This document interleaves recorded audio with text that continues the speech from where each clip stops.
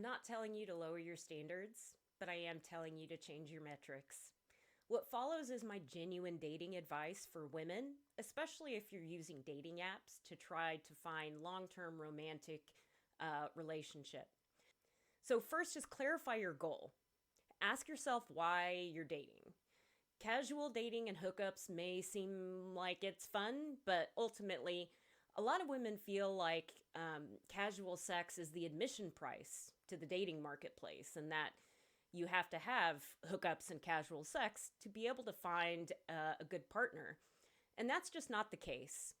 There are a lot of guys out there who seem really good when you look at their dating profile, who have no intention of actually being in a long term relationship. So I would advise dating to marry. That doesn't mean you have to get married, you know, next week or even in a year. The point is to date seriously, look for someone who is actually going to be a good husband and a good father. As the title suggests, you might be using the wrong standards to evaluate dating profiles. So, what filters are you applying? What kind of standards are you setting to screen these dating profiles through? Are you only considering men who are 6 feet or taller? That is a common one that really surprised me when I heard that was the thing. Did you know that's only 14% of the male population? So you're screening out a whole lot of guys. Now, I do think it's reasonable to want a man who is your height or taller, but that still includes the vast majority of men. So I think that's reasonable. Also, are you placing too much emphasis on physical attraction? I know that the dating apps are essentially structured to give you that first, but the reality is, attraction is often going to develop as the relationship goes on if you like who he is and you like his personality.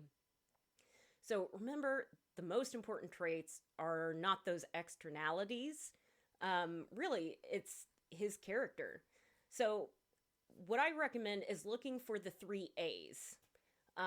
3 A's being ambition, agency, and attitude. So, these show up in a couple of ways. Firstly, effort or accomplishment. When you're looking at his dating profile, does he have some type of education or career progress? He doesn't need a college degree to be a highly intelligent guy and a good partner. So just look for some kind of effort he's put into his life, some accomplishment. It can be career progress, personal goals, some kind of life planning. Does he seem like he's got a purpose? Also, look for character.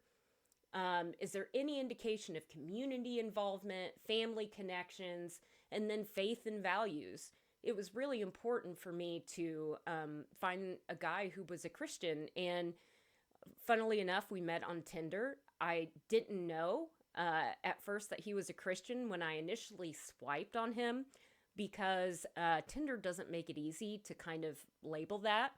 But I kind of took a chance on his profile because it seemed like he probably had his life together. And really, that was kind of important. He stood out to me because he had a career, a degree, he had served in the Peace Corps. It just seemed like he put effort into what he was doing.